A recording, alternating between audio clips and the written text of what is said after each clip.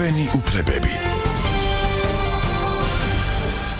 მოგესალმებით, თქვენი უფლებები, ჟურნალისტია დანელიასთან ერთად, თქვენთან არის ყოველ სამშაბათს 3-დან 4 საათამდე. ჩემთან ერთად გადაცემას წაიყვეს ჩემი სტუდენტი ლელა დევდარიანი, რომელიც ძალიან ნიჭიერი და საინტერესო ჟურნალისტი გახლავთ და რომელიც აგერ უკვე 2 თვეა ჩემთან ერთად უძღვება ჩვენს გადაცემას. ჩვენ დღევანდელი სტუმარი გახლავთ ბატონი ვლადიმერ სვანაძე, არასამთავრობო ორგანიზაცია ინტერნეტის განვითარების ინიციატივა, ძალიან ისეთი შთამბეჭდავი და პოპულარული სახელი გახლავთ და ბატონ ვლადიმერი იქნება ძალიან საინტერესო თემით დღეს ჩვენს გადაცემაში კიბერუსაფრთხოება მსოფლიოსა და საქართველოში, რამდენად მზად ვართ გაუძლოთ იმ ახალ გამოწვევას მსოფლიოსას, მოგეხსენებათ ქვეყნების დაპყრობა, ახლა არჩევნების გაყალბება, უზარმაზარი კიბერდანაშაულებები, ეხლა აღარ ხდება რაღაც ავტომატიანი იარაღიანი ადამიანებით, აღარ ხდება ძირითადად სახელმწიფოების შეჭრა შემოჭრა ერთმანეთთან, იმიტომ რომ ძალიან დიდ ხარჯს მოითხოვს კიბერუსაფრთხოება, თუ არ არის ქვეყანა დაცული და თუ არ აქვს კიბერუსაფრთხოების გარანტია, ის ქვეყანა ფაქტიურად არის დაუცველი და მას ალბათ დიდძალი ჯარიც კი აი ამ ძალიან რაღაცა შეტევებისგან ვერ იხსნის. ბატონ ვლადიმერ, რას ნიშნავს კიბერუსაფრთხოება ქვეყნებისთვის და რა ახალი გამოწვევების წინაშე დგას მსოფლიო? მოგესალმებით, დიდი მადლობა მოწვევისათვის. მივესალმები რადიო მსმენელებს. პირველ რიგში მინდა დავიწყო იმით, რომ დღეს არის შეერთებული შტატების დამოუკიდებლობის და მინდა მიუწოდო ჩემ ამერიკელ კოლეგებს, ჩემ ამერიკელ მეგობრებს, ეს რომლებიც თვლებიან ჩვენი ქვეყნისათვის სტრატეგიული პარტნიორები არიან, ან ჩვენი ქვეყნის უსაფრთხოებისათვის და თავდაცვისათვის მათ საკმაოდ ბევრი გაიღეს და კიდევ ბევრს აკეთებენ და მომავალს ალბათ დაგვეხმარებენ ამ მიმართულებით. აქვე მივაყოლებდი იმაბავს, რომ შეერთებული შტატები დღესდღეობით მიუხედავად იმისა, რომ ვინც არ უნდა თქვას, როგორც არ უნდა თქვას, რომ 2016 წელში მოხდა შეერთებული შტატების საპრეზიდენტო არჩევნებზე რაღაც შეტევები და იყო შეტევები, ძალიან სერიოზული შეტევები იყო, მაგრამ დიახ რუსული მხრიდან იყო, რუსეთის მხრიდან იყო, მაინც რჩება ლიდერ სახელმწიფო ამ მიმართულებით. თავის მაღალ ტექნოლოგიური პროგრამული უზრუნველყოფით. ბატონო, მე აუცილებლად მინდა გკითხოთ, აი არასოდეს არ დამავიწყდება, როდესაც დამთავრდა არჩევნები, პრეზიდენტმა ობამამ განაცხადა, რომ მიუხედავად იმისა, რომ ჩვენ მზად ვიყავით ამ არჩევნებისთვისა და მაქსიმალური თავდაცვითუნარიანობით ვიყავითო, ჩვენი არჩევნების საბოლოო ბედი კიბერშეტევებმა განაპირობესო და ეს იყო ისეთი დაწრგუნული პრეზიდენტის ნათქვამი, უზარმაზარი ქვეყნის დაწრგუნული პრეზიდენტის ნახვა, ჩემთვის იყო რაღაც გასაოცარი და ეს ნახა მთელმა მსოფლიომ. რამ განაპირობა ის, რომ ამერიკის არჩევნებში რაღაცა დოზით ჩაერია რუსული რაღაცა დაზვერვა, თუ კიბერუსაფრთხოება მათი დაარღვია და არჩევნებზე რაღაცა დოზით გააყალბეს ამერიკელთა ხმები. ის ფაქტი, რომ რუსეთი იყო ჩარეული ამერიკის შეერთებული შტატების საარჩევნო პროცესში, ეს ფაქტია უკვე და დამტკიცებულია და დადასტურებულია ყოველმხრივ. ამჟამად იმედის თვითონ შეერთებულ შტატებში მიმდინარეობს. ყისიერი განცხადება იყო რუსი პოლიტიკოსებისა, რომ მათი ხელი ამ საქმეში არ ურევია. კი, რა თქმა უნდა, რუსეთის პრეზიდენტმა პუტინმაც განაცხადა ამის შესახებ, რომ აქ იყო იყო რუსეთის მხრიდან შეტევები, მაგრამ აქ სახელმწიფო არაფერს შუაში არ არის და აქ იყო რაც დამოუკიდებელი, ჩვენგან არაკონტროლირებადი ჰაკერული ჯგუფები და დაჯგუფები, მაგრამ ეს ცოტა შორს აგვანს, იმიტომ რომ თვითონ რუსეთში ჰაკერული და ჯგუფები ყველა ასოცირდება ფაქტობრივად სახელმწიფოსთან, მათ სადაზრო სამსახურებთან, მათ სპეციალურ სამსახურებთან, და რაც ობამამ განაცხადა, ის ფაქტი იყო რაღაცები, თქვა შეიძლება განაპირობა, მაგრამ ამაზე საგან მე თავში ვიკავებდი, იმიტომ რომ თვითონ გამოძიება მიმდინარეობს შეერთებულ შტატებში. ჩართული არის არ დამთავრებულა, ჩართული არის ფედერალური უსაფრთხოების უშიშროების სამსახურები, მათი FBI ჩვენი გაგებით და ალბათ ახლო მომავალში ამის შესახებაც დაიდება ეს ყველაფერი მონაცემები. თორემ ის ფაქტი, რომ თქვა რუსეთის სადაზვერვო სამსახურები ამ მიმართულებით მუშაობენ, ეს დადასტურებული ფაქტი არის და თვითონ ის დიპლომატების გამოძიებაც სწორედ დაახლოებით 26 დიპლომატი გამოუძიეს, არ მაქვს რაღაც ციფრი, 26 დიპლომატი გამოუძიეს, რომლებიც ამაში იყვნენ ჩართული უშუალოდ და რაღაც მხარდაჭერას უკეთებდნენ ტექნიკურ ჯგუფებს, ეს ფაქტი არის ყველაფერი. ეთულა ამას შეერთებული შტატები ფიქრობ რომ არ გააკეთებდა. ეს ფაქტია და ყველა აღიარებს, იგივე თქვა მაკრონის არჩევნთან დაკავშირებით, საფრანგეთის არჩევნთან დაკავშირებით. ამის შემდეგ იყო განცხადება ასევე გერმანიის სადაზვერვო სამსახურის ეს BND-ის დირექტორის განცხადება, რომ მათ არჩევნები აქვთ ახლა ამ წელს და რომ ასევე მოსაოდნელია რუსეთის მხრიდან საარჩევნო სისტემაში ჩარევა და ისინი ამისთვის ემზადებიან და მსად არიან ფაქტიურად. ნუ ფაქტიურად ახლა რუსეთი არის ქვეყანა, რომელიც წესების გარეშე თამაშობს ყველაფერს. და თავის თამაშის წერს ამკვიდრებს მსოფლიოში. თავს ახყვევს პოლიტიკოსებს, ქვეყნებს, თამაშობს უხეშად. თამაშობს უხეშად, საკმაოდ უხეშ წესებით თამაშობს. და მიუხედავად იმისა, რომ მაღალ ტექნოლოგიური ისინი არ გააჩნია მას რუსეთს, მაინც თუ ასე რაღაც რეზონანსი მაინც აქ მსოფლიო კიბერსფეროს სტაბილურობაში. ესაც შეეხება თქვა ამ არჩევნების თემას, ასე თქვა. და სასიამოვნო კი არა და ნუ ინფორმაცია მივიღეთ ძალიან საგულისხმაა.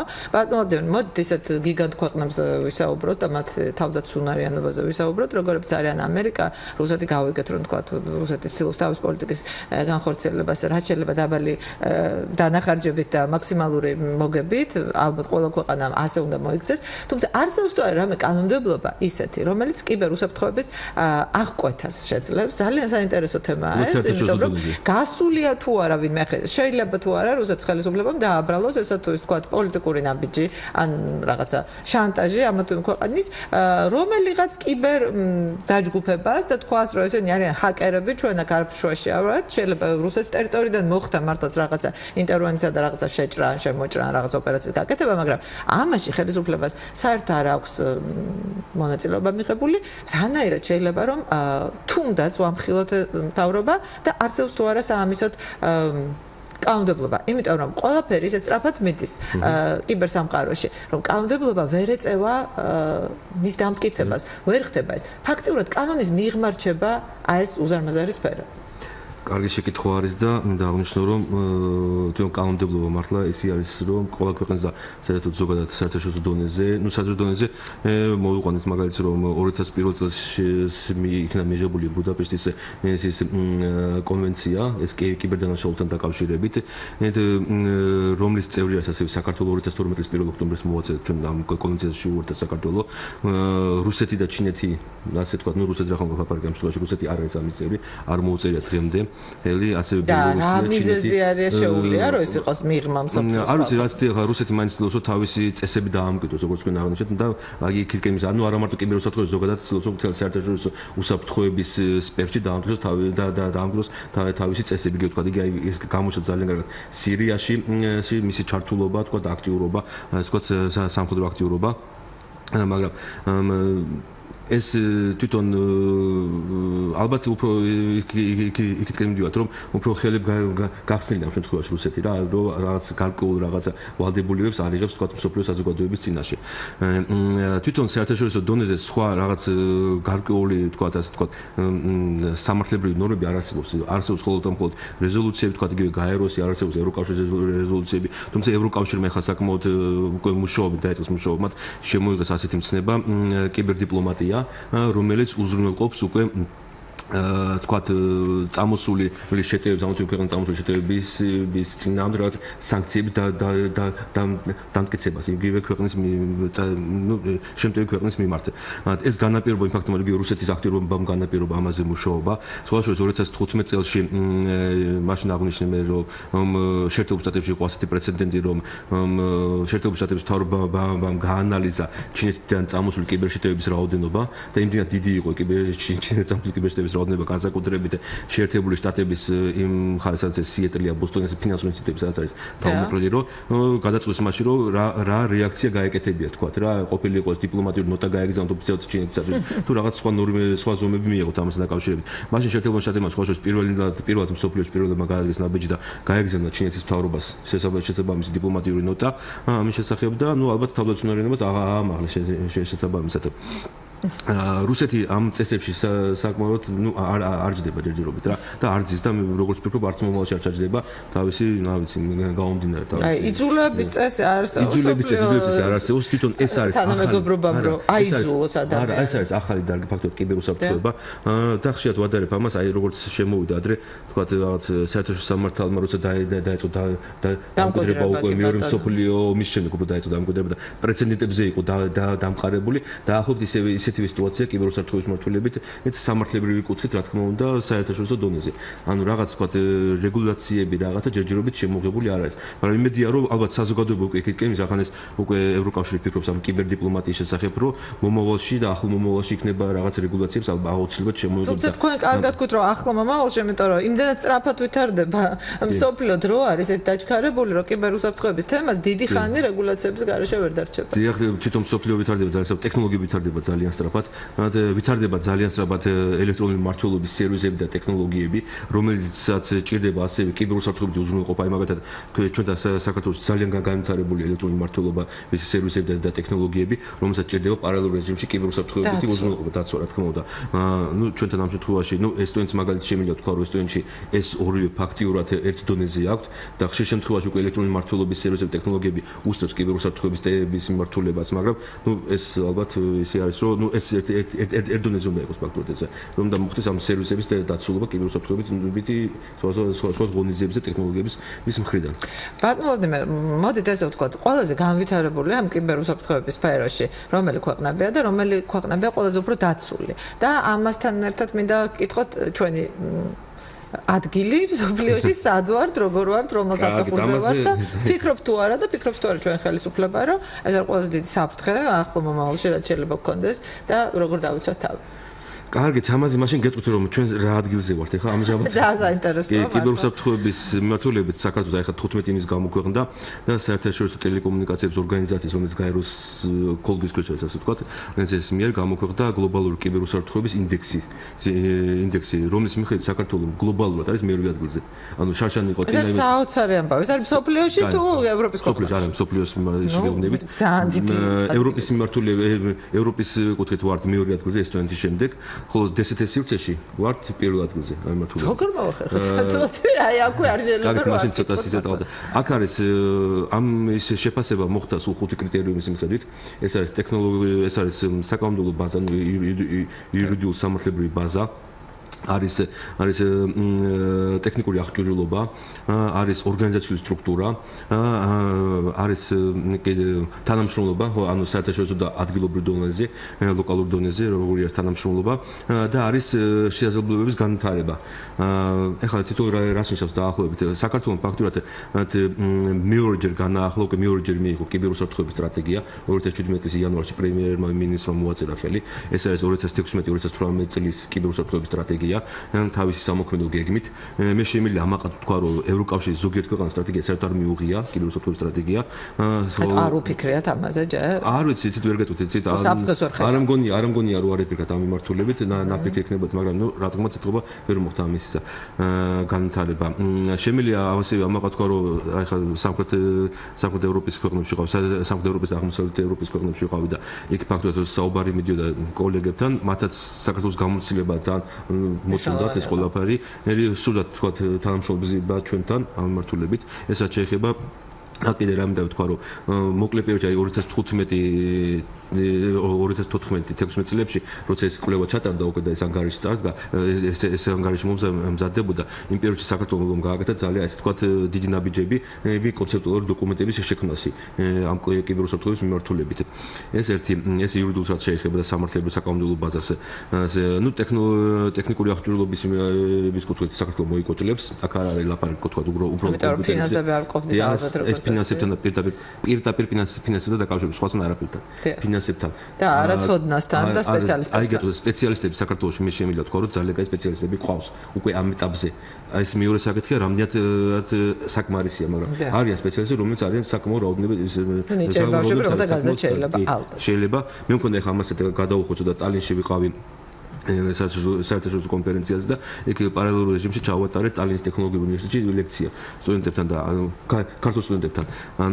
იქ არის საკმაოდ კარგი ახალგაზრდობა მოდის. მე მგონი მთავრობა უნდა მიაქციოს იმათ ყურადღება, რომ ის ბავშვები, ვინც იქ არიან, რომლებიც განათლებას ღებულობენ და მოწინავე ტექნოლოგიებთან აქვს შეხება და კიბერუსაფრთხოების მიმართულებით არიან ბავშვები და არიან ელექტრონული მმართველობის სერვისების და ტექნოლოგიების განვითარების მიმართულებით, რაღაცნაირად ყურადღება მიაქციონ, აქ რაღაცნაირად თქვა ან დასაქმდნენ, ან რაღაცნაირად ხელი შეუწყონ თქვა მათი საქართველოს დაბრუნებას, იმიტომ რომ ეს ჩვენთვისაც ძალიან ეს არის ინტელექტუალური ძალა ჩვენი, ინტელექტუალური რესურსი ჩვენი. ეს რაც შეეხება თქვა და ტექნოლოგიური აღჭურვილობასო და ამის შეკითხვა. ეს ფულთანაა დაკავშირებული პირდაპირ უშუალოდ. რაც შეეხება კიდე შესაძლებლობების განვითარება, საქართველოში არის ახლა მაგალითად მონაცემთა გაცვლის სააგენტო, იუსტიციის სამინისტროს CP არის ეს და ატარებს თქვა სხვა სავარჯიშოებს, ატარებს თქვა რაღაც შეხვედრებს, სემინარებს ამ მიმართულებით და ძალიან კარგად და ესე მიდის თანამდებობა და მიზანმიმართულად აკეთებენ ამას ყველაფერს. ეს რაც შეეხება ამას, ასევე თანამშრომლობა არის საერთაშორისო დონეზე საქართველოს თითოეული სუბიექტი ძალიან კარგად თანამშრომლობს ყველასთან. არის ასევე თანამშრომლობა ლოკალურ ადგილობრივ დონეზე. ჯერჯერობით აქ პატარაზე მოვიკოჩვლებთ, იმიტომ რომ მთავრობასა და სახელმწიფო სტრუქტურებსა და ბიზნეს შორის, კერძო სექტორს შორის ჯერ არ არის თქვა ჩამოყალიბებული თანამშრომლობის რაღაც ფორმები, რომელიც უზრუნველყოფს ამ მიმართულების დაცვის ამხრივ. კი, რა თქმა უნდა, იმიტომ რომ მაინც ახლა ყველაზე მსხვილ ბიზნეს სტრუქტურებს ალბათ ძალიან ჭირდება.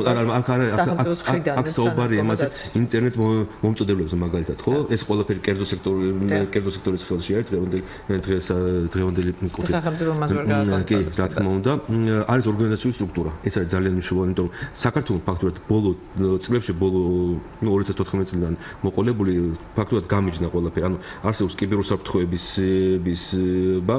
არსებობს კიბერდანაშაულის მიმართულება და არსებობს ასევე პერსონალური მონაცემების დაცვის მიმართულება. ბატონო, რა განსხვავებაა თითოეულ მათგანში? პრინციპში რასაკვირველია ხა თუ ქვეყნის კიბერუსაფრთხოება შევხედოთ, ეს ძალიან გლობალური საქმეა და ხა ჩვენ რო Facebook-ს ვიღაც გაგვიტეხავს, ძალიან გვეწყინება მართალია, მაგრამ ჩვენ კერძო ადამიანები, თუმცა შეიძლება ეს კერძო იყოს სკოლის მოსწავლეს და ეს კერძო ადამიანი იყოს თქვა დიდი ბანკის მმართველი ან რაღაცა ძალიან მნიშვნელოვანი თანამდებობის პირი. რატომ დაიყო ეს სფეროები და რატო აქ ამას მნიშვნელობა? მასით კარგად ასე გაგცეთ პასუხს. კიბერუსაფრთხოების მიმართულებით ფაქტობრივად მუშაობს ქვეყანაში მე ასე ვიტყოდი ორი სტრუქტურა. ეს არის მონაცემთა გაცვლის სააგენტო, სადაც გაერთიანებულია CERT-GOV-ი, ანუ კომპიუტერულ ინციდენტებზე რეაგირების ჯგუფი, რომელსაც აბარია თქვა ეს ყველაფერი, თქვა საქართველოს ეს მიმართულება და მეორე მიმართულება, რაც არის ძალიან ასე თქვა აუცილებელი და საჭირო რომ ეს არის თავდაცვის მიმართულება. თავდაცვის სფეროში შეიქმნა კიბერუსაფრთხოების 2014 წლის 6 თებერვალს შეიქმნა კიბერუსაფრთხოების ბიურო CP და ფაქტობრივად თავდაცვის სფეროს უკვე კურირებს ეს ბიურო. ანუ ეს გამიჯნა მოხდა ძალიან კარგად, ანუ სამოქალაქო და სამხედრო სფეროებს შორის კიბერუსაფრთხოების მიმართულებით. არსებობს ასევე შინაგან საქმეთა სამინისტროში კიბერდანაშაულთან ბრძოლის სამმართველო, რომელიც არის სწორედ კიბერდანაშაულებზე არის ორიენტირებული და მე შემიძლია უკვე პირდაპირ თქვა და დაბიჯიტები თქვა ეს ამბავი რომ ისინი აკეთებენ დროულ რეაგირებას და დროულ პრევენციას, ასე კიბერსფეროში მოხდა დანაშაულებზე არიან საკმაოდ კვალიფიციური სპეციალისტები მიმართულებით და არსებობს ასევე შეიქმნა თვალსები 2013 შეიქმნა პერსონალური მონაცემების დაცვის ინსპექტორის ოფისი. მე მოკლედ ვძახი ქალდანის ოფისს ვძახი. მოკლედ შემოგვიდებით. ანუ ეს არის ის მიმართულებები, რაც ფაქტიურად მათ ფლიან კიბერსივრცეს რაღაცნაირად ავსებს. ეს ყველაფერი სწორედ ეს ანგარიშიც მოხდა ეს ყველაფერი და ფაქტიურად ეს ორგანიზაციული სტრუქტურული დაყოფა კარგად იყო ყველაფერი ასახული საქართველოს მიმართებაში. ანუ ესე და ამან გამოიწვია აი ჩემს ორგანიზაციაში პირველად აღმოჩნდა ეს ამბავი, როდესაც ვიკითხე ჩემს სტრუქტურაში ყოფი თანამშრომლების ხელფასი მჭირდებოდა რაღაც პროექტის დასაწერად და ეს იცოდა დავალებული იყო ტელევიზიისგან. ჩემმა HR-მა მითხრა რომ ამის უფლება მე არ მაქვს, იმიტომ რომ ეს არის პირადი მონაცემები და მას მხოლოდ რაღაცა ანუ საკანონმდებლო რაღაცა რეგულაციებმა პირდაპირ დაიწყეს მუშაობა და ეს არის ძალიან თვალშისაცემი. ჩვენ გვახსოვს ალბათ რომ ძალიან მნიშვნელოვანი ზოგიერთი ინფორმაცია, რომელიც გადაეცემა ჩვენი ხელმოწერით გაუცნობიერებლად ბანკებს, ისინი გადასცემენ კიდევ ვალის ამომღებ ორგანიზაციებს, ისინი გვაშანტაჟებენ, მოდიან, ხსნიან ჩვენს პირად ინფორმაციებს და ეს კი დანაშაულია, რომელიც ძალიან ბევრმა ადამიანმა რომ მელზეც ხორციელდება დანაშაული არც კი იცის. და ძალიან მნიშვნელოვანია ინფორმაციის მიწოდება ამ ადამიანებთან, რომ თავიანთი უფლებები დაიცვან და არ იყვნენ რაღაცა სტრესის ქვეშ. მართლაც ძანდებით, სწორედ ამას ემსახურება პერსონალური მონაცემების დაცვის ინსპექტორის ოფისი, უკვე ატარებენ ისინი რაღაც შეხვედრებს ატარებენ, კომპანიებში ატარებენ, თქვა რაღაც სარეკლამო ისინი საავტომატი რაღაც გოლებით სადაც ვთქვათ მოსახლეობის ცნობიერების ამაღლებაზეა საუბარი, რომ თავიანთი მოსახლეობა, ანუ ნებისმიერ მოქალაქემ თავისი აი თქვა ძალიან თავისი პირადი მონაცემები რაც არის, პერსონალური მონაცემები რაც არის და რამაც შეიძლება ის მომავალში ან დააშანტაჟოს, ან თქვა რაღაცა ფინანსური კრახის წინაშე დააყენოს, რაღაცა ქურდობის წინაშე დააყენოს, რაღაცა მოხდეს, ვთქვათ რომ არ გააკეთოს, ანუ ცნობიერების ამაღლებაზე აქვს საუბარი, რამდენად ადამიანი არის ამ მზად. ამაში მართალი ბრძანება თქვენი HR არ არის საჭირო ყველას ვთქვათ თქვენი ნაცვლად ყველაფერი მონაცემები ასე. კი ბატონო, ქალბატონ ლელა დევდარიანს აქვს შეკითხვა. ნობა გისმენთ. ბატონო ვლადიმერ, მე მაინტერესებს რა არის ეგრეთ წოდებული პეწია ვირუსი, ანუ საიდან გავრცელდა და რამდენად საფრთხის შემცველია. ეს პეწია ვირუსი განსაკუთრებით მნიშვნელოვანი გახდა ზუსტად გასულ კვირას, როდესაც ფოთის სპორტი აბსოლუტურად პარალიზებული გახდა და ძალიან ბევრმა ოპოზიციურმა პარტიამ იყო თუ არასამთავრობო ორგანიზაციებმა თუ ეს ცნობილმა სახეებმა გააკეთეს განცხადება ამასთან დაკავშირებით, რას აკეთებს ხელისუფლება, რატო არ ფიქრობს ქვეყნის დაცვაზე და ასე შემდეგ. რამდენად იყო ეს ჩვენი ხელისუფლების, ვთქვათ, ყურადღების ცენტრში, აი ეს დიდი საფრთხე და რა ზარალი მოგვიტანა კერძოდ ამ ვირუსის გავრცელებამ ჩვენ. მასეც დავიწყებ, თქვათ, იყო თუ არა თქვათ მთავრობა მაშინ უფრო ანუ სახელმწიფო სტრუქტურების ჩარევა და თქვათ როგორ უფრო აქტიური მუშაობა. გეტყვით ახლა თვითონ პეტია ანუ საქართველოს დავიწყებ მაშინ მე თვითონ პეტია ვირუსი საქართველოში და კერძოდ ფოთის სპორტში და ფოთის ტერმინალში APM ტერმინალში წამოვიდა სწორედ მაერსკიდან, რომელიც ოპერირებს როგორც მოგეხსენებათ ფოთის სპორტში, ოპერირებს ჩვენს საზღვაო სივრცეში. ფოთის სპორტი პირდაპირ კავშირშია, სისტემა პირდაპირ უკავშირდება მაერსკის. ანუ შეტევა მოხდა ვირუსი გავრცელება მოხდა სწორედ დანიაში, მაერსკის სათა ოფისში, სადაც შემდეგ სისტემამ წამოიღო ჩვენ მხარეს. ანუ ამ მიმართულებით ახლა ხელისუფლებას ამ მიმართულებით არაფერი არ შეიძლება გაეკეთებინა, თქვა ხელისუფლებას აბსოლუტურად არ ვიძახი. ადგილობრივად თქვა წარმომადგენლებს მაერსკის წარმომადგენლებს უნდა მიემართათ ხელისუფლებისათვის, სადაც ჩაერეოდა როგორც ვახსენე მე მონაცემების გაცვლის სააგენტოს CERT.gov.g, რომელიც ამ მიმართულებით მუშაობს და მოხდებოდა ამ ვირუსის ანუ გაუნებელყოფა, შესწავლა, ანუ შემდეგი ანალიზი და ასე შემდეგ. კარგით, მაშინ დავიწყოთ პეტიასთან დაკავშირებით. რაღაცა რუსული სახელია და ეს საინტერესოა, პირდაპირ რუსეთს უკავშირდება ეს თუ არა. კარგით, მაშინ თქვენი შეკითხვა დავიწყოთ, მაშინ რუსეთს უკავშირდება, სახელი რუსულია, და მოგეხსენებათ, პეტია პეტრუშა, რა ვიცი, ასე შემდეგ როგორც ინაცე. კარგით, სხვაშორის საინტერესო მოვლენა ეს პეტიამ დაიწყო გავრცელება ვირუსმა 27 ივნისს. 27 ივნისს. ეს მეორე დღესვე გაჩნდა და ინფორმაცია რუსეთიდან, რუსეთის ესეთი ორგანიზაცია, IB არის ესეთი ორგანიზაცია, კიბერუსაფრთხოების თემებზე მუშაობს, მათ გაავრცელეს, რომ პეტიას ვირუსში გამოყენებული იყო ის კოდები, რომელსაც იყენებს შეერთებული შტატების ეს ეროვნული უსაფრთხოების სააგენტო. ну ეს მეორე დღეს ასე უცებ რატო გააკეთეს ეს განცხადება ჩემთვის გაუგებარია, იმიტომ რომ ამას შესწავლას დრო ჭირდება ზოგადად ბიზნეს ანალიტიკოსები, კიბერანალიტიკოსების მხრიდან შესწავლა ჭირდება. ეხლა ორი დღის წინ გავრცელდა და ახლა ორი დღის წინ გავრცელდა ასევე ინფორმაცია უკრაინის ციფრული პრევენცია არ დაგვაბრალოთ ჩვენ ჩვენ გქონდა ასეთი მსგავსი რაღაც გამოცდილება 90-იან წლებში წინასწარ შევარდაძის საფეთქებას უკავშირდებოდა გავხსენდა სწორედ როდესაც საქართველოს პრეზიდენტი ედუარდ შევარდნაძე ააფეთქეს და ეს თეთრი მაიკიანი და მაისურიანი ყველას გვახსოვს, ვიდრე ეს მოხდებოდა, იქამდე რუსეთის პრეზიდენტმა ელცინმა დაარეკა საქართველოში 5 წუთით ადრე და გითხრა რომ ძალიან უწუხს რომ პრეზიდენტი ააფეთქდა. იყო ესეთი ფაქტი იყო. უკრაინის ციფრული ინფრასტრუქტურის მინისტრმა გააკეთა განცხადება, რომ თავის შინაარსის ხასიათის და მიმართულების მიხედვით ეს არის ვირუსი, რომელიც მოდის სწორედ რუსეთიდან. ну ამას მე ჯერჯერობით თავს შევიკავებ, მაგრამ თვითონ ფაქტი გვაჩვენებს, რომ რუსეთიდან მოდის და მე მაქვს ასევე რაღაც მასალები, რომ უზრუნველყოფდა კოლეგებთან რაღაც უზიარ ამერიკელ კოლეგებს ამასთან დაკავშირებით, ყველა იქიდან რაღაც მასალები რომ მოდის, ის ცალსახად აღნიშნავდა, ეს იყო რუსული, მაგრამ დაველოდოთ მიმდინარეობს ამის გამოძიება მიმდინარეობს. ეს არის ასეთი, არის ორგანიზაციები, საკმაოდ ავტორიტეტული ორგანიზაციები იგივე შეერთებულ შტატებში, იგივე სხვა ქვეყნებში, რომლებიც ამას გამოიძიებენ. გამოძიება ახლა ერთ-ერთი წუთი რომ გითხრათ, მე ტექნიკოსი არ ვარ, ტექნიკურად რო ახსნა, ეს არის გამოძიებას არის ძახენ. კოდები შესწავლა მიდის, რა კოდები იქნა გამოყენებული. ეს კოდები არის ძალიან ინდივიდუალური, თქვა რუსეთს თქვა თავისი რაღაც ხელწერა აქვს, თქვა შეერთებულ შტატების თავისი ხელწერა აქვს და რაღაცის შემდეგ. გადაუხვიოს კვალის არის. აი ხა პატარა გადაუხვია აქ, 2015 წლის 26 აპრილს მოხდა TV5-ზე, TV-ზე ფრანგულ ტელეარხზე შეტევა კიბერხალიფატის მხრიდან.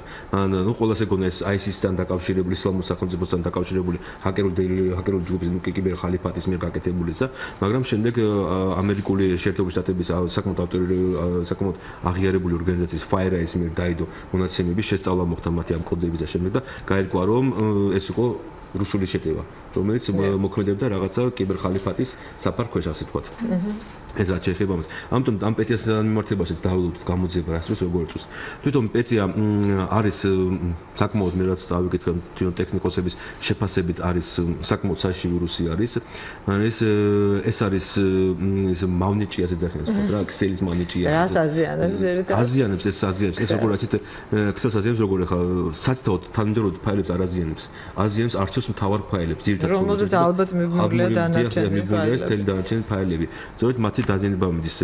მათი აღდგენა კი შეუძლებელია უკვე დაზიანებული კომპიუტერიდან და მოწყობილობები კომპიუტერის მოწყობილობიდან მათი აღდგენა უკვე შეუძლებელია. თუ რა თქმა უნდა კომპანიას ან ორგანიზაციას არ გააჩნია თქვა იგივე დაარქივებული თქვა ბეკაპი ასე თქვა ბეკაპი დაკეთოთ რაღაც ესეთი. აი მე მაინტერესებს ფოთის შემთხვევაში რა ზიანი მიადგა ქართულ ეკონომიკას და რა იყო ეს? ნუ ეს არ ვიცი ხა მართალი გითხრათ ეხლა ეკონომიკის თქვა ასე თქვა ფინანსურად და გემები შემოდიოდა მხოლოდ მე როგორც ვიცი უკვე მიდიოდა იქ არა თქვა ელექტრონული აღრიცხვა რამე მიდიოდა თქვა პასპორტით აღრიცხვას თქვა რა მიბრუნდა რაღაც უკვე 90-იან წლებში კი ანუ ხო ნუ გახადებს არ წავიდეთ მაგრამ მაინც ესეთი რაღაცას ვსაუბრობთ ელექტრონული მიმართულებით უკვე აღარ იყო მათი ეს თქვა აღრიცხვიანობა კომპიუტერული სისტემების საშუალებებით და მიმდინარეობდა ხოლმე კალმის გასაგებია იმდენ დავიწყებული გვაქვს პასტა და ფურცელი და ასეთი ბუღალტერია რომ ფოთის სპორტის პარალელურად იყო ასევე ნუ მაერსკის თქვა მექსიკაში მოხდა მათ პორტზე მათ მიერ ოპერირებულ პორტზე ზიანის მიყენება გემებზე ცალკეულ გემებზე იყო ასევე ვირუსი გავრცელებული მე კიდევ ვიმეორებ რომ ეს არის წამოსული იქიდან ანუ მაერსკის სათავო ოფისიდან და შეხწული ვირუსი მას შემდეგ ამ სისტემის საშუალებით გამოუწია აქეთ აქვე პატარა მაგალითად მოიყვანეს უკვე საქართველოს არის მეორე პრეცედენტი 2015 წელს ვიძახოთ იქიდან მოყოლებული რომ საქართველოში მსგავსი პრეცედენტები იქნება ეს იყო პირველი იყო 2015 წლის 10 იანვარს როცა მოხდა კარფურის საიტის გათიშვა აქაც არაფერს შუაში არ არის საქართველოს და საქართველოს ხელისუფლება და როცა ეს გაყვირდა თქვა პოლიტიკოსები რაღაცები რომ აი საქართველოს ხელისუფლების კითხვები არაფერს შუაში არ იყო ეს იყო კარფურის სათავო ოფისზე მიტანილი კიბერშეტევა მოგეხსენებათ მაშინ იყო 2000 ეკონომიკური დანაშაულის არა 7 არა გეტყვით ხა 7 იანვარს მოხდა შავ ერბოს შეტევა და ნუ ჟურნალისტების თქვა და თავდასხმა და კარფური კი ფრანგული იყო და იმ პერიოდში მოხდა დაახლოებით 23000 ფრანგულ კომპანიაზე ორგანიზაციაზე კიბერშეტევა. ამაში მოყვა ქართულიც, სწორედ იმ სისტემასთან ხან იყო დაკავშირებული, მოხდა შეტევა. მაშინ ამას საქართველოს ხელისუფლება ვერც დაბლოკავდა, ვერც განეიტრალებდა და ვერც დაიცავდა. სისტემაში პირდაპირაც მიერთებული. და ნუ ტექნიკურად შესაძლებელია ალბათ პროვაიდერის საშუალებით მაინც დაებლოკოს. ამას მე ქვევით შევერთები კიდე პროვაიდერების საკითხს. მაშინ ვთქვი რომ ეს პრეცედენტი მომავალშიც იქნება, განმეორდება, იმიტომ რომ საქართველოს რახან მიისწრაფს ევროატლანტიკური სივრცისაკენ, ნატოსაკენ რახან მიისწრაფით. აქ ბევრი ევროპული ორგანიზაციების შემოდის მათ წარმომადგენლობები იხსნება, რომლებიც არიან თქვა დაინტერესების ობიექტები, იგივე ისლამური სახელმწიფოს ჰაკერული დაჯგუფებების მხრიდან, ან არიან დაინტერესებული თქვა რუსეთის მხრიდან ინტერესი გააჩნიათ, რომლებიც პერმანენტულად სათავო ოფისებზე და მათი მიზნობა შეიძლება საქართველოს არ განახორციელონ მათ იმდენ საქართველოს ამ ნაკლებად ინტერესი ამ დღესდღეობით, მაგრამ მათ სათავო ოფისებზე განახორციელონ შეტევები და თქვა გავრცელდეს შემდეგ მთლიან მსოფლიოში მათ წარმომადგენლობებს, მათ შორის საქართველოს მოყობა. ეხლა რახან რუსეთის და აი ეს სისტემა ვახსენე, აქ მინდა ჩავეძიო იმას, რომ აღნიშნულ ასევე აგერ ჩავეძიო, აღნიშნულ რომ ენერგოპროექტებს რაც შეეხება საქართველოს გამავალი ენერგოპროექტები ასევე აი მინდოდა მეკითხა რომ აი რა ობიექტები უნდა დაეცოს საქართველოს ძირითადად არა მხოლოდ საქართველოს ეს ალბათ სოფლიო გამოცდილება ძირითადად რა ობიექტებზე არის ხოლმე პრეცედენტები რომ დაესხმებიან თავს და რა დავიცოთ განსაკუთრებით საფინანსო ინსტიტუტები პირველ რიგში ბანკები და საფინანსო ინსტიტუტები ნუ სხვილი ბანკები ხო მაგალითად TBC და საქართველოს ბანკი ეს საკმაოდ ძლიერი ორგანიზაციებია რომლებიცაც უკვე საკუთარი დაცვა გააჩნიათ და რომლებიც უკვე ლონდონის ბირჟაზე თამაშობენ და უცხოეთში საკმაოდებულები არიან და ფიქსდებიან. ან იქ ვერ გაწევრიანდება და ვერ მიიღებს ისა თუ ეს უსაფრთხოების ზონები არ აქვს დაცული. განსაკუთრებით აი მიმართულებით რაც არის ესა კიბერსიცეცი უსაფრთხოების უზრუნველყოფა. ძალიან ეს არის აქ მოწყობილი არის ასევე ნუ ალბათ ენერგოსისტემა, ენერგოსისტემას არის ენერგოპროექტები, რომელიც ასოცირდება დასავლეთთან, რომლებიც საქართველოს თქვა აქ გამტარი არის შემთხვევაში იგივე თქვა იგივე ბაქო-თბილისის ჯეიხანი, იგივე შახდენის და შემდეგ პროექტები ტაპის პროექტი ასევე არის აქ პროექტები, რომლებიც პირდაპირ ასე ვთქვათ ინტერესის ქვეშ არის იგივე ISIS-ისაგან და იგივე რუსეთისაგან. რუსეთს ამ შემთხვევაში ინტერესი აქვს, რომ საქართველოს შექმნას როგორც არასტაბილური ქვეყანა და არაუსაფრთხო რაღაცა ქვეყნის იმიჯი შექმნას უთო ქვეყანას. ეს არის მათი იზო. და სწორედ ამ მმართველებითაც ასევე მუშაობენ. ბატონო ვლადიმერ, ჩვენ ბედით თუ უბედობით ისეთ სტრატეგიული მნიშვნელობის ადგილას ვცხოვრობთ ევროპა-აზიის გზაგასაყარზე, რომ ალბათ ჩვენი ქვეყნით დაინტერესება ძალიან დიდ იმპერიებს და ძალიან ძლიერ ქვეყნების თვალთახედვაში მოკლედ მოვყვებით ინტერესის სფეროში, ხა? რა უნდა გააკეთოს ქვეყანამ, თავარი, რა არის, რომ თავს კიბერუსაფრთხოება მაქსიმალურად დაიცვას, უნდა ითანამშრომლოს თუ არა რომელიმე ქვეყნის უწყებებთან. და არის თუ არა საინტერესო ამ უწყებებთან თანამშრომლობა, თუ შეიძლება ინფორმაციის გადინებაშიც, ვთქვათ, შეიძლება ესეთი ჩაკეტილი სფეროა ეს კიბერუსაფრთხოება, რომ არ შეიძლება არავისთან თანამშრომლობა, ამიტომ რომ ვთქვათ, შენი ქვეყნის ინფორმაცია შეიძლება გაეტინოს ამასობაში. სანდარეს ინფორმაციის გადინებაზე აპარაკე და რაღაც ვთქვათ, რაღაც საიდუმლო ინფორმაციის გაცვა. ამაზე შეიძლება თუ არა თქვენ ამ ხრივად სტრატეგიული პარტნიორები ყავდეს. არც არ ნახავს. ამ მმართველებით არიან სტრატეგიული პარტნიორებად ითვლება ისეთი შეერთებული შტატები, ითვლება ევროკავშირის წევრი ქვეყნები, პირველ რიგში დავასახელებ ესტონეთს, რომელიც ესტონეთი არის ჩვენი და თქვათ მამოძრავებელი და ლოკომოტივი ასე ვთქვათ ევროკავშირისაგან და ნატოსაგან განსაკუთრებით ამ მმართველობით კიბერუსაფრთხოების მმართველობით. გარდა ამისა, თვითონ ესტონელი სპეციალისტები, ექსპერტები გვიწევენ აქ კონსულტაციებს ვთქვათ ელექტრონული მმართველობის მმართველობით, ბევრი პროექტი ხორციელდება ამ მმართველობით. და ეს რაც შეეხება თუ ინფორმაციის გადინებას, როგორც ძანეთ, აქ არის ინფორმაციის გადინება, აქ არის თავარია საერთაშორისო დონეზე შედგეს თანამშრომლობა. აქ არის ინფორმაციის გაცვლაზე მხოლოდ საუბარი, სხვაზე არაფერზე არ არის საუბარი აქ. ინფორმაციის გაცვლაზე ისე არის, რომ თქვათ, ანუ ხდება ისე რომ ჩემთან მოხდა ეს შეტევა ამ ხასიათის სიტყვაზე და მე ეს აუცილებელია რა მოხდეს მისი შესწავლა, მისი ხასიათის რა ხასიათის შეტევა იყო, საიდან მოდიოდა, რა IP-დან მოვიდა და ასე ბევრი ისინი აქვს კრიტერიუმები ხდება მის შეფასება. ამის ის აუცილებელია, იმიტომ რომ თვითონ თანამშრომლობა საერთაშორისო დონეზე აუცილებელია, იმიტომ რომ თვითონ გეცოდინება თქვენს უკვე რა ორგანიზაციებია თქვათ სახიფათო თქვენთვის რა ახალი მოთამაშეები შემოდიან ამ კიბერდანაშაულის მმართველობის კიბერუსაფრთხოების მმართველობით. ეს აუცილებელი ის არის. აქ არის არქთოს არანუ რაღაც საიდუმლოება გაერთი და შემდეგ მით უმეტეს დღევანდელი რაღაც სოფლის საზოგადოება, ცივილიზებული სოფლის საზოგადოება, ალბათ სხვა უფრო დახოცილი მეთოდებიც არსებობს, ხო, რაღაც ინფორმაციის მოპოვების და არა თქვა, ასე ვთქვათ, უშუალო რაღაც გადაცემა. თვითონ ეს კიბერუსაფრთხოების სტრატეგიაში დასახული არის ეს როგორც ერთ პუნქტად, საერთაშორისო თანამშრომლობა.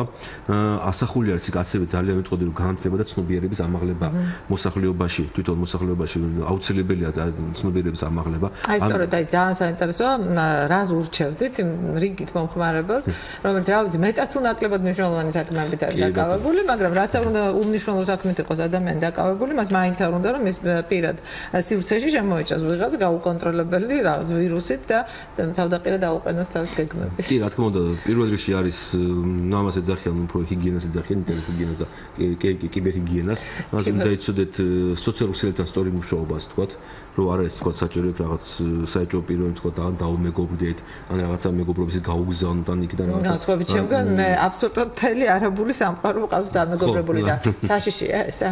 ხო, ახლა პირდაპირ ვიგეთ, მაგრამ რაღაც ეტაპით საშიშია, რადგანაც თქვათ იქაური ქვეყნები, თქვათ, არაბული, პაკისტანი ისეთ ქვეყნები მოიაზრება როგორც თქვათ ტერორიზმის რაღაც ცენტრება და ასე შემდეგ. ტერორიზმის კი ბატონო, მაგრამ მე აი პირადად ერთ ადამიანს რა საშიშროება შეიძლება მომაყენოს, თქვათ, ვიღაც არაბმა მეგობრმა რაღაცა სტიგმასავით გამოდის, ახლა არაბი მეგობრები. არა, ხო, ნუ მასე არ ჩავყალიბ შეიძლება. არ შეიძლება თქვათ, ერთ-ერთმა რაღაცა აზიური ქვეყნის წარმომადგენელმა რა. თქვათ ლადო. ვინ ლადო? რომელიც დამიმეგობრდა და თხოვნა აქ რომ დამიმეგობრდეს და მეც უპასუხე კი ბატონო ვლადიმერ დაგიმეგობრდებით, რა საფრთხე შეიძლება აიქიდან მქონდეს? არაფერი, ან შეიძლება თქვენ რაღაც ინტერესი გქონდეს, ან შეიძლება თქვენ გამოგიყენოს რაღაც თქვათ რაღაც საქმის თავის საქმის გააჩნია, მიზანი გააჩნია რა აქვს ამ ადამიანს, ხო? იგი როგორც თქვათ კიბერშეტევის დროს გააჩნია რა მიზანია, ხო? შემთხვევაში ამ შემთხვევაში შეიძლება კომპიუტერის დაზიანება მიზნად დასახული შეიძლება თქვენი უნდა ჩემი კომპიუტერის დაზიანება. ნუ არ ვიცი, აი ესეთი ის არის აქვია რა. ბოროტებიც არსებობს. კი, ცუდი ტიპია რა, უნდა რომ დაგიზიანოთ კომპიუტერი რაღაცა არ მოწოხათ ან რაღაცა ეს ხო ასეთი. ან შეიძლება თქვათ იგივე თქვენი ინფორმაცია წაიღოს იქით ამ ხარეს. ანუ პარალელ რეჟიმში ასევე თუ როცა მუშაობთ პარალელ რეჟიმში ქვია ისახება თქვათ ეს ყველაფერი და უყურებს თქვენ ასე თქვათ დესკს ასე. გააჩნია ვინ ვარ. ხო, გააჩნია რა მიზანია მსახურება. ჩემი სცენარების მოპარვა ალბათ არავის უნდა მით უმეტეს არაბულს ამყარებს. რამდეს ემსახურება ესა. ეს სოციალური ქსელთან რაც შეეხება ეს აუცილებელია რომ რაღაცნაირ დონეზე თქვათ გამოიჩინოთ მეტი ყურადღება გამოიჩინოთ ამ მიმართულებით სხვა ესეთი არაფერი არა ბოლო-ბოლო თუ ძალიან გინდათ ამეგობრებო ბოლო-ბოლო რაღაცა პატარა ინფორმაცია მოინც მოიძიეთ თქვა ლადო სვანაძის შესახებ ვინ არის და რა არის და ბოლო-ბოლო რაღაცა გახსნა თავის საიტი რომ ხო რაღაცა არის შეიძლება ან მიგუგლეთ ბოლო-ბოლო და ნახავთ იქ არა გუგლში ამოგიდეთ ვინ არის ბოლო თუ არ ამოგიდეთ რაღაც დაანებით მაშინ თავი რა რაოდენობაში ხო რა გროი კარგი ძალიან აუცილებელი არის ასევე წერილების ხუთადაც თქვა მეილბოქსებთან მუშაობა იმიტომ რომ ყველა წერილი არ გაიხსნება არის საეჭვო რაღაცა დასახელები საეჭვო პირობებისგან გამოგზავნილი წერილები წერილების გახსნას კიდე არის და მეორე არის კიდე მიბმული ფაილები რაც არის მათი გახსნას ასევე რისკების შემცვლელი არის გაურკვეველი წარმომავლობის იმიტომ ვირუსია ეს უკვე წერილს ხსით თუ არა და თავის საქმეს ააკეთებს ჩემს კომპიუტერში ვირუსია აი სწორედ ეს მავნე ვირუსი პეტიას რასაც ვეძახით ჩვენ ხო სწორედ მაკედან არის წამოსული იქ არის ფიზიკურად მიტანილი ის არის ანუ ფიზიკურად მიტანილი უძახით ამ შემთხვევაში და რა თქვა რაღაც თქვა ხატეხი და რაღაც ის ფიზიკურად მიტანილი ვირუსი სუბთა საერთოდ ვირუსების უმრავლესობა მასე ვრცელდება ფიზიკურად ანუ უგზავნენ წერილზე ხშირ შემთხვევაში ასე ხდება ან თქვა რაღაცა ფლეშკის საშუალებით რაღაცა კი შევიყვანთ ასე რომ ეს სწორედ ადამიანი თვითონაც ან იგივე თქვა როცა მუშაობთ აქ თქვენი პაროლი არ უნდა უთხრათ ბევრი ის არის ბევრი ის არის ბატონ ვლადიმერ უამრავი ანტივირუსი ამას დავამატებდი უბრალოდ მონაცემთა გაცვლის სააგენტოს იუსტიციის სამინისტროს აქვს ამ მიმართულებით ძალიან კარგი თქვა რეკომენდაციები აქვს ძალიან კარგი პროცედურები გაწერილი რა როგორ არის ყველაფერი და ეს უფრო უბრალოდ მისაყვანია მოქალაქეებმა უნდა მიიყვანოს რომ თქვა აქვს მაგათაც კამპანიებს ატარებენ სააგენტო ატარებს კამპანიებს რაღაცა ეს არის ამას ვეძახით ცნობიერების ამაღლებას ცნობიერების ამაღლება შესაბამისად იწვევს რისკების შემცირებას და უფრო განათლება ასევე განათლება ძალიან აუცილებელი თემა არის მე ყოველთვის მაგალითად მოვყავს დიდი ბრიტანეთის მაგალითი დიდი ბრიტანეთის აქვს ძალიან კარგი გამოცდილება მიმართულებით აქვს ესე იგი 6 წლიდან დაახლოებით 18 წლამდე თავის პერიოდებით გაწერილი აქვს ყველაფერი და ბავშვმა 18 წლის ბავშვმა იცის სოციალურ ქსელებთან სწორი მუშაობა იცის მეილბოქსებთან სწორი მუშაობა ნუ კომპიუტერთან სწორი მუშაობა იცის ყველაფერი ეს ყველაფერი განათლება ამცირებს შესაბამისად რისკებს ყველაფერს და საბოლოო ჯამში ქვეყნის უსაფრთხოებასთან და განათლებას აქ დავამატებ ეს თემას რომ აუცილებელია ქვეყანაში დაენერგოს უკვე აკადემიურ დონეზე სწავლება კიბერუსაფრთხოების აკადემიურ დონეზე სკოლაში არა სკოლაში საბაკალავრო დონეზე სამაგისტრატურო დონეზე რაც საგნისაღით აუცილებელია შეტანილი იქნას ეს ყველაფერი იმიტომ რომ მოიწაფე რას იზობთ კი სპეციალისტების მომზადება აქაც შესაძლებელია იმიტომ რომ აქ მე კიდევ ერთხელ გავიმეორდები რომ ყავს ჩვენ კარგი სპეციალისტები ნამდვილად კარგი სპეციალისტები ყავს რომელთაც უნდა მოფრთხილება უნდა მათი გამოყენება უნდა მათი რესურსები გამოიყენოს ხელისუფლებას უნდა გამოიყენოს გამომდინარე მე ახლა ვერ ვიტყვი იმიტომ რომ კიბერუსაფრთხოება ესეთი თემა არის რომ უკავშირდება ეროვნულ საფრთხობას პირდაპირ და ეხლა როცა ასეთი თემა არის რაღაცა უკვე მე ცოტა რაღაცა თავში გაიფრთხილებ. ბატონ ვლადიმერ, თქვენ აი ამ ორი კვირის განმავლობაში მე მგონი 18 ჯერ გადმოფრინდით სხვადასხვა ქვეყანაში და ეს წერით უამრავ სემინარს, ასე თუ ისე გაიგეთ სოფლიოში რა დონის ადამიანები მუშაობენ ამ კიბერუსაფრთხოებაზე, რა დონეზე ყოფილვართ ჩვენ. თავმჯდომარეები როგორია მაინც ჩვენს ადგილთან დაკავშირებით ამ სივრცეში? საქართველოს სამმართველოების ხოთშორის არის ძალიან კარგი დამოკიდებულება, პირდაპირ შემიძლია თქვა ესა, მართლა საკმაოდ დაახლოებით ჩვენ ახალ განმავლობაში საკუთრებით დატვირთული გრაფიკი მქონდა კონფერენციაში. ერთ-ერთ კონფერენციას ახლა აღნიშნავთ ტალინში ეს იყო ინტერნეტის ინტერნეტ მართლობის ევროპული დიალოგები იყო. ახლა მისი მასშტაბურობა რო წარმოედგინოთ იქ ეს ღონისძიება გახსნა ესტონეთის პრეზიდენტმა და ლიტვის პრეზიდენტმა. ერთად ესწრებოდა შვედეთის და ნორვეგიის პრემიერ-მინისტრები. იყო საკმაოდ ეს ნიშნავს რამდენად მნიშვნელოვანი ამ კონფერენცია იყო ორდიანი ისა. მე ვიყავი კოორდინატორი კიბერუსაფრთხოების პლენარული სხდომის. ჩემთან იყო ასე აი ჩემს პლენარულ სხდომაში იჯდა ქალბატონი რომელიც იყო ესტონეთის საგარეო საქმეთა ყოფილი მინისტრი და საკმაოდ ერთი მე მოხარული ვარ იმით რომ პირველად ქართულმა მივიღეთ ასე ვთქვათ ამ დონეზე ორგანიზატორი და რაც თავი ერთ-ერთი ქართველი იყო ასევე იქა რომელიც ასევე მონაწილეობდა თუნ სესიაში ეს არის გიორგი ჯოხაძე რომელიც არის საკმაოდ მაღალი დონის სპეციალისტია და ამჟამად მუშაობს ევროსაბჭოს მართლის ევროსაბჭოს სახელით იყო იქ წარმოებული მაგრამ მაინც ქართველი იყო მაინც გიხარია ეს ქართულის ამბავი და საკმაოდ კარგი ესეთი ყაისი ბიჭი არის უბრალოდ კიბერდანაშაულის მიმართულებით ასე ვთქვათ ექსპერტი ასეთი ძალიან მოაქვე მინდა პირველად არ ვიცი ხა გავიდა თუ ეს გაიჭირა თუ არა მაგრამ დავაანონსო რომ ეს ღონისძიება რასაც მე ვიყავ მომოწეს ჩატარდება თბილისში იგივე პერიოდში ივნისის პერიოდში და მისი მასპინძელი იქნება ეკონომიკისა და მდგრადი განვითარების სამინისტრო კი ბატონო დიდი მადლობა ჩვენ იქითა წლამდე კიდევ საორგანიზაციო საკითხებთან დაკავშირებით ამბებზე მოგიწვევთ დიდი მადლობა ძალიან საინტერესო საუბრისთვის კიბერუსაფრთხოება სოფლიოსა და საქართველოში იყო დღევანდელი ჩვენი გადაცემის თემა ჩვენი სტუმარი კი გახლდათ ვლადიმერ სვანაძე, არასამთავრობო ორგანიზაცია ინტერნეტის განვითარების ინიციატივა. მე დანელია დევდარიანი, ჩემი თანაწამყვანი ასეთ ემშვიდობებით, მომავალ შეხვედრამდე. კარგად მადლობა, დიდი მადლობა კიდევ ერთხელ. დაიცავით თქვენი უფლებები. ტალღაზე 102 და 4. ყოველ სამშაბათს 3-დან 4-მდე.